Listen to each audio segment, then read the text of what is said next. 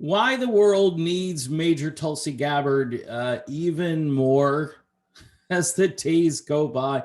I know a lot of the Tulsi fans still watch videos here, and I appreciate you guys showing up every so often. I boast of being kind of fickle. It's my nature. I've never lost faith in Tulsi Gabbard. I had problems with her endorsing Joe Biden, and I think my skepticism of Biden is really kind of bearing itself out. There's no question that we went from bad to worse, and obviously Tulsi Gabbard represents the good, and I think her instincts are correct. One of the things I have noticed lately is everybody is pursuing their own little narrow political lane, and it's like they're not willing to kind of reach out and talk to people who are driving in different lanes, whether they're progressives, whether they're Trump supporters. And by the way, the Trump people, they're not going away. They're not going away. They feel as though they were scammed, they were rigged, they were played. The algorithms were messed around with. And, if you're a Bernie Sanders fan, you're thinking the same thing, except for Bernie decided to really kind of fold into that establishment and try to, influence it somehow. Tulsi Gabbard, since leaving Congress, has been very outspoken on a number of issues. And I think the pragmatic nature of her sort of, independent political pursuits. Let's just call her an independent, because that's what she is. She's truly an independent, because if you try to make her into a libertarian, economically, that just doesn't work. And anybody who's going to be intellectually honest about it has to say, well, yeah, we're going to just put up with that. But if you're a true libertarian, you're not going to put up with that. Maybe you'll hold your nose because she's such a compelling person, right? But at the end of the day, that's not libertarianism. I mean, Jo Jorgensen, one of the first things she did was call Tulsi Gabbard a socialist. She called her a socialist right out of the box. And the Tulsi people are like, what? I don't think Tulsi's into command and control and the means of production and so forth. The socialistic tendencies of progressives, where they want authoritarianism and they want a top-down approach to everything, whereas libertarians want a decentralized approach. I think Tulsi kind of doesn't fit either mold. And this is what makes Tulsi Gabbard a great candidate, because she would pull people in from many different areas. Yes, she would still get a few libertarians who know that their economic hopes and dreams are never going to be achieved. She would get MAGA people who know she's a far better representative for the United States than a Donald Trump, meaning that when you look at Tulsi Gabbard, you see strength, but you see empathy, you see a lot of things. And I know, this emotional politics stuff drives a lot of people crazy. At times it drives me crazy. I mean, when the CDC director gets out there and starts to say we're doomed and starts to cry a little bit, or her voice is all quivering, that's not good. That's not good leadership. That's not good for America. Tulsi Gabbard would never do that. The only time Tulsi Gabbard would weep is when she would see pure, naked injustice. And you can go look for videos. I mean, she can be tough, she can be emotional, but she's not unwound.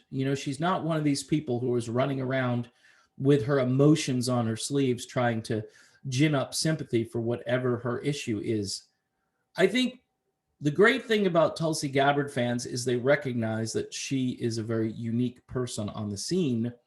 And thus, this is why on occasion I still talk about Tulsi Gabbard. And quite frankly, none of the other topics I cover on this channel are as interesting as Tulsi Gabbard. As much as I want to distance myself a little bit from 2020 and 2019, it's hard to, because nobody's come along with the kind of vision and the ability to unite people. Now, people who are looking for liberty and unity, you're not going to get a lot of unity if you're espousing a libertarian view. It's clear, and it's not because libertarians or libertarianism isn't a really cool thing. It is.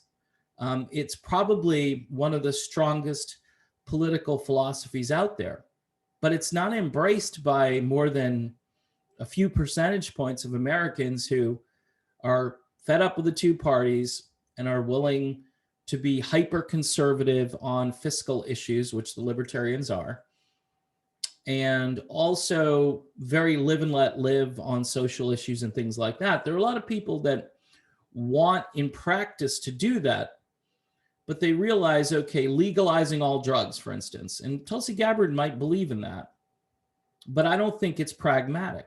I just don't think it's a good thing to do. You would say, well, you'd eliminate, all of this drug traffic and so forth. I don't know. I don't know if you would. You maybe some of it, but do you really want to make opiates even more accessible with the kind of problems we have in the country? Unless you want to spend a fortune on rehabilitation. And I got to tell you, addicts are really hard to unaddict. It's a really tough go. And as much as a philosophy of just don't do it, or teaching kids that, hey, drugs aren't good, people are all like, oh no, you're just some kind of moral freak. No, the Bible even says, all things you can do. There's nothing under the sun that you can't do, but some things are not profitable to do. And this is what our generation, what the last few generations are missing, is that anything goes is not going to be helpful for you. And I'm not trying to preach moralism. I still believe live and let live. But I think Tulsi Gabbard is somebody who would speak out and say, well, drug addiction is a bad thing, and we shouldn't try to paper it over and talk about how you'll end the drug war and so forth. You might end some of the drug war. You're certainly not going to end all of the human trafficking. And the majority view in America is that, say, fentanyl or heroin or cocaine is far more dangerous and addictive than, marijuana.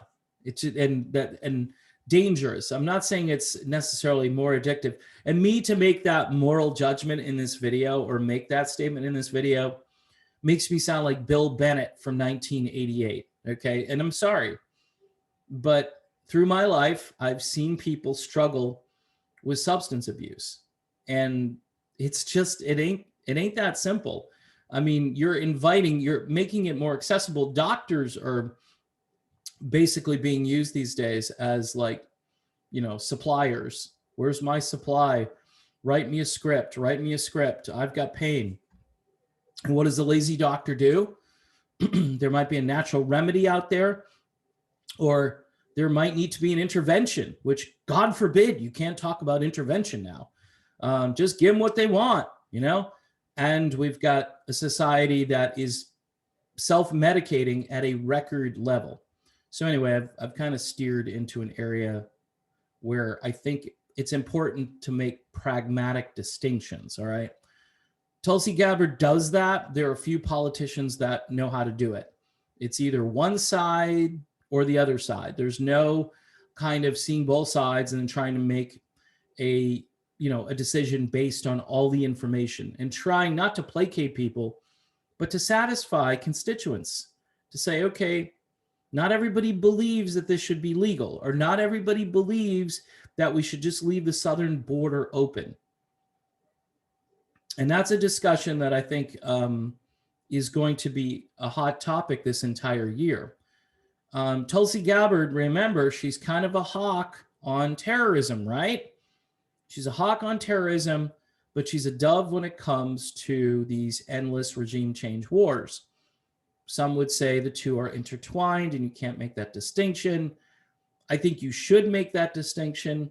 And some would say, well, you're not truly libertarian if you're not making just one decree. You're making one statement. And I'm thinking to myself, no. And this relates, by the way, to the border, because supposedly, and I don't have all the stats in front of me, but the reports I've read, there are people coming here from all over the world, from places that, harbor certain individuals that could pose a danger. Remember when George W. Bush said we had to fight the terrorists over there so we didn't have to fight them over here?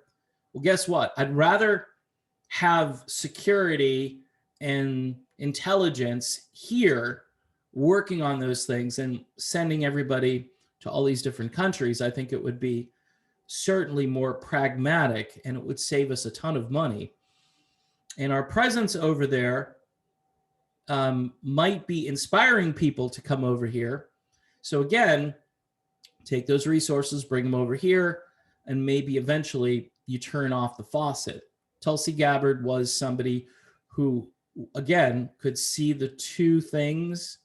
It's like walking and chewing gum at the same time, like saying, look, there are terrorists and people who say, well, it's because blah. Okay, put aside it's because. All right, this is the libertarian point of view. It's because we destabilize countries. It's because we occupy different countries. It's our presence is creating this.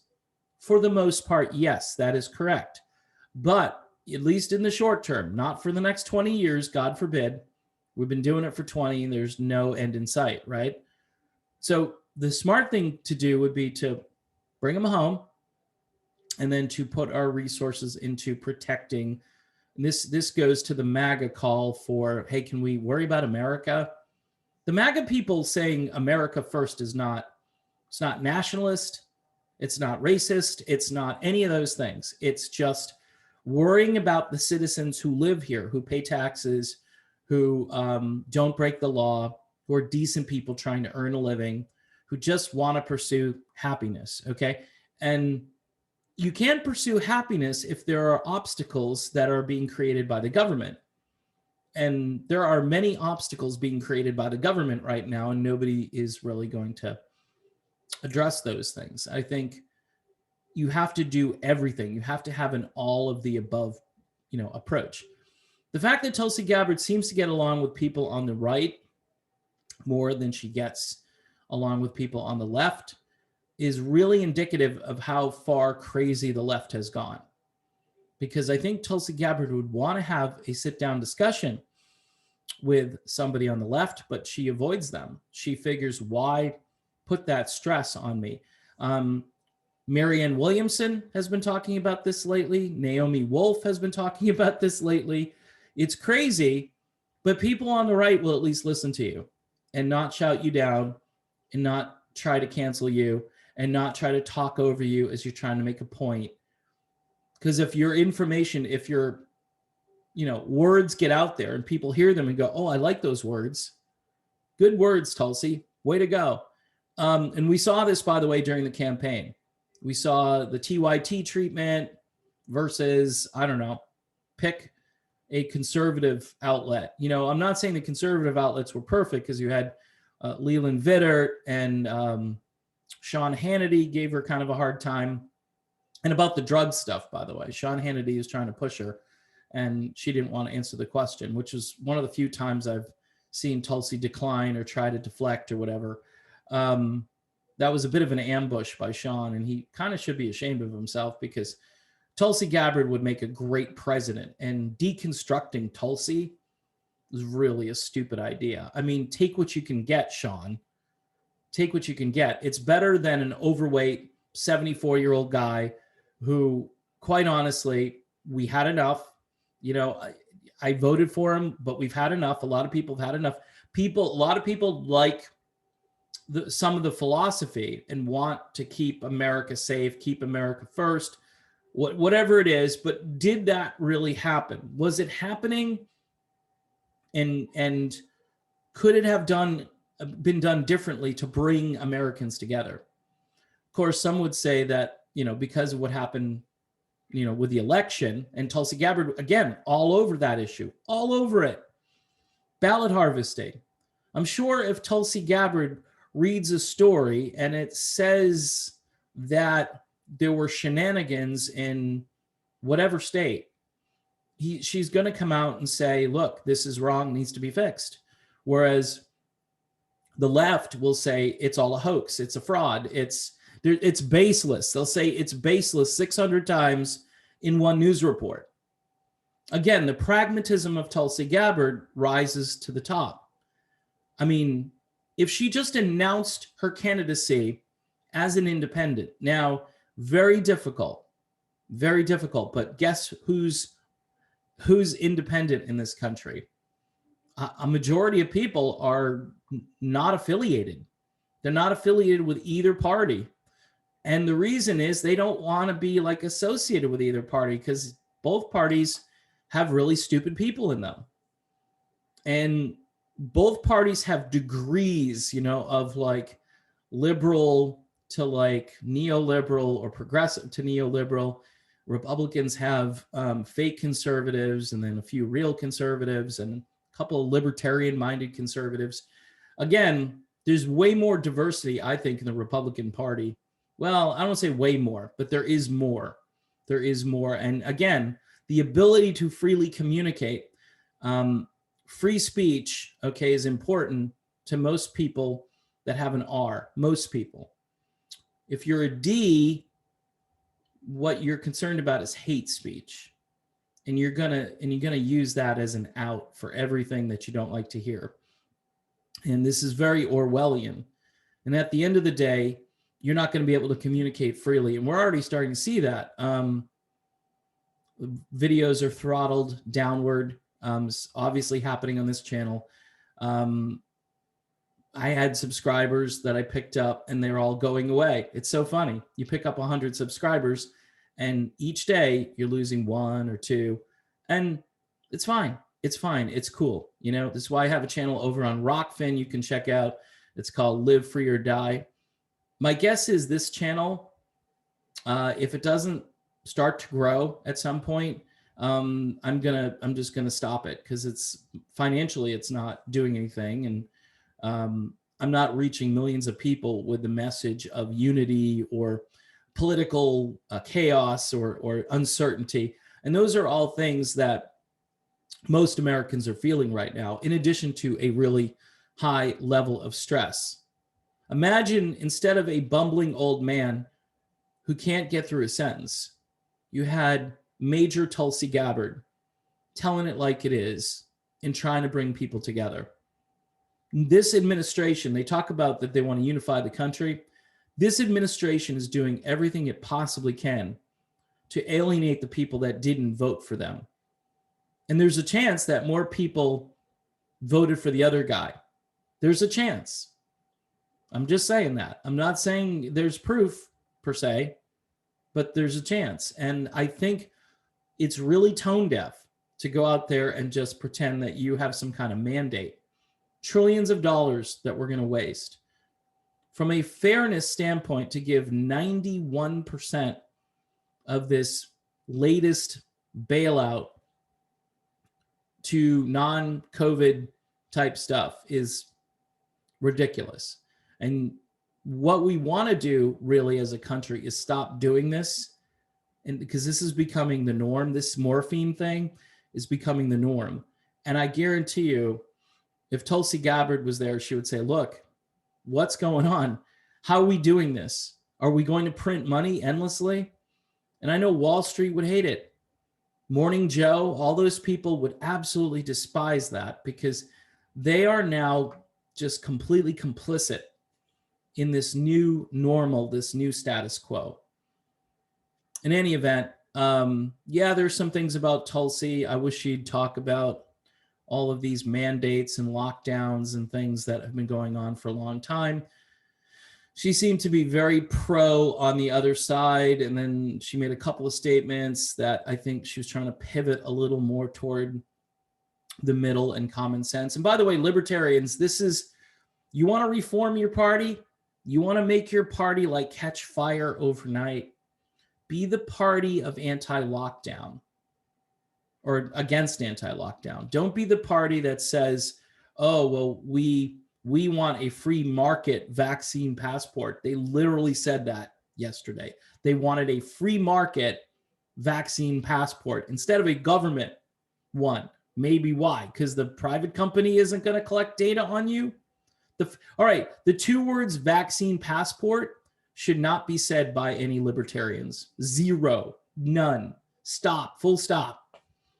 All right, so again, I'm missing Major Tulsi Gabbard on the scene. She's got to do something. She's got to jump in. She could be a political rock star overnight. Libertarians, you'd be smart to go after her. And I honestly think she could fire up Ross Perot's old Reform Party. She could also, just run as an independent and even a Republican. I've said before, she could run as a Republican. She'd be welcomed in because basically, if you look at her resume, other than the real fervent anti-war stance and clean environment stuff, a lot of Republicans will talk about cleaning the air and water, but not talk wacky, Paris Accords where we get nothing from it and India and China skate away. All right. And see, this is where Tulsi Gabbard can get in front of a camera and just tell it like it is. And this is what we need right now. We need tell it like it is. We don't need obfuscation. We don't need lies. We don't need hide in the basement. Hide in the basement is not presidential. That's what I'm saying. All right. I'm done. Thanks for watching. If you haven't subscribed to the channel, I don't do this often. I want to just see. If you haven't subscribed, could you please subscribe? You don't have to watch every video or anything. Just subscribe to the channel. I continue to hemorrhage. I did this video on Bruce Springsteen back during the Super Bowl, and I got a lot of new subscribers. And then all of those new subscribers have now left the building, or other people are leaving, or just 2 or 3 people fall off every single day. It's just really weird. And this has been going on since probably at the end of the campaign or the primary season. That's how long this has been going on. So just curious, maybe we can get a few subscribers and I'll keep going with this, because otherwise it's kind of a useless thing.